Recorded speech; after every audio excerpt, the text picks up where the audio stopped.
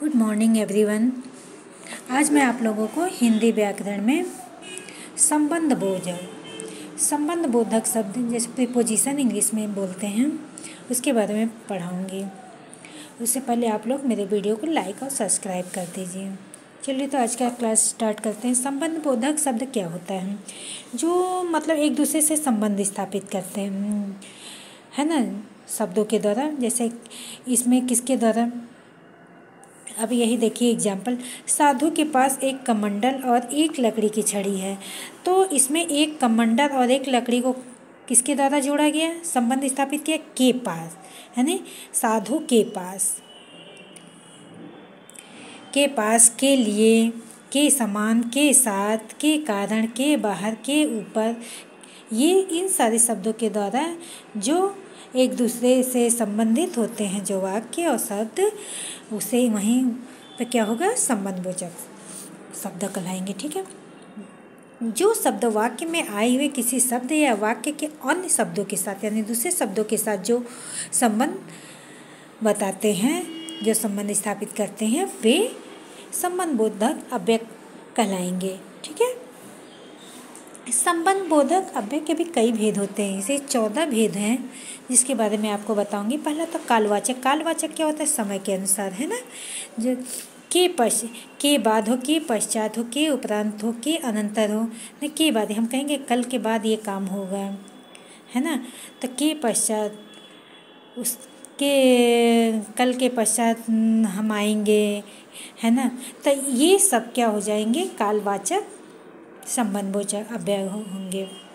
दूसरा होता है स्थानवाचक, जो स्थान से संबंधित होता है। जैसे के भीतर, हम कहेंगे बोतल के भीतर, के अंदर यानी बोतल के अंदर, के बाहर घर के बाहर, है ना, के ऊपर टेबल के ऊपर, के नीचे टेबल के नीचे, कुछ भी कर सकते हैं। तो ये सब जो है स्थान बोधक संबंध अव्यय कहलाएंगे। दिशावाचक, जो दिशा का ज्ञान कराते हैं, यानी घर के दोनों ओर, घर की ओर या घर की तरफ, छत की तरफ, जो भी है, ये दिशावाचक संबंधबोधक अव्यय कहलाएंगे। ठीक है। कारणवाचक, जो किसी कारण बताते हैं, जैसे ठंड के मारे उसे सर्दी लग गई, गर्म के कारण उसे दाने हो रहे हैं, तो ये कारणवाचक संबंधबोधक अव्यय कहलाएंगे। तुलनावाचक, जो एक दूसरे से तुलना की जाए, कौन सबसे अच्छा है या खराब है, जो भी है, तुम्हारी की अपेक्षा राम के मुकाबले तुम्हारा गेंदबाजी बहुत ही अच्छा रहा, कुत्ते के सामने वो डर गया, है ना। तो ये सारे शब्द जो हैं तुलनावाचक, एक दूसरे से तुलना करना। ठीक है। साधनवाचक, किसी भी साधन के माध्यम से जो कार्य किया जाए वो साधनवाचक संबंधबोधक अव्यय कहलाएंगे। जैसे के द्वारा, यानी कार के द्वारा वह घर गई, ये काम राम के जरिए किया गया है। बड़ों के हाथ सर पर होना बहुत ही ज़रूरी है ना। तो ये जो है साधनवाचक है।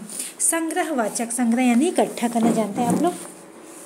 तो इसे कैसे कहेंगे, के लगभग, मात्र, भर, तक, के अंदर, के अंतर्गत, है ना।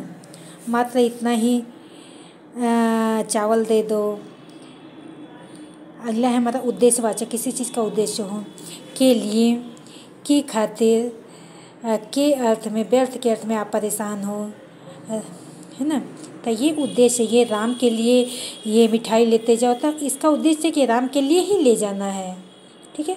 सहचरवाचक, सहचर यानी साथ, यानी के सहित, राम के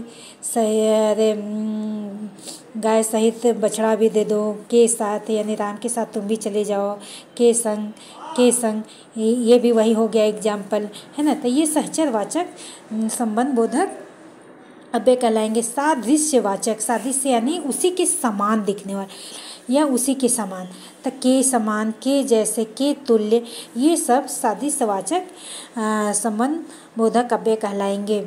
जैसे के समान, तुम उसके समान हो, के जैसे, तुम राम के जैसे हो, के तुल्य, तुम उसके तुल्य हो, है ना। तो जो भी है। व्यतिरेक वाचक क्या होता है, व्यतिरेक वाचक में के अतिरिक्त, यानी तुम्हारे अतिरिक्त, के बगैर, तुम्हारे बगैर भी ये काम हो सकता है, तुम्हारे बजाय भी ये काम हो सकता है, लोग कहते हैं ना। तो ये व्यतिरेक वाचक संबंधबोधक अव्यय कहलाएंगे। अगला है हमारा विषयवाचक, विषयवाचक किसी भी विषय से संबंधित या किसी के भी संबंध में, जैसे राम के विषय में हम कुछ भी नहीं कर सकते हैं, राम के भरोसे ये कार्य हो रहा है, राम के नाम की तुलना और किसी से नहीं की जा सकती, यानी विषयवाचक। विनिमय, विनिमय तो आप जानते हो, लेन देन करना। के बदले, यानी हमें चावल के बदले आटा ही दे दो। के स्थान पर, यानी स्कूटी की जगह हमें बाइक दिला दो, है ना। की जगह, गाय की जगह भैंस खड़ी है, जो भी है। तो ये विनिमयवाचक यानी एक दूसरे के बदले जो होता है वो विनिमयवाचक संबंधबोधक अव्यय कहलाते हैं। विरोधवाचक यानी एक दूसरे की उपेक्षा, मतलब विरोध करना, यानी एक दूसरे के अपोजिट, ठीक है। के प्रतिकूल, के विपरीत, के विरुद्ध, ये सारे सेंटेंस के द्वारा एक शब्द दूसरे शब्द के साथ संबंध बनाते हैं, ठीक है। तो इसी के साथ आज का क्लास समाप्त होता है। जय हिंद।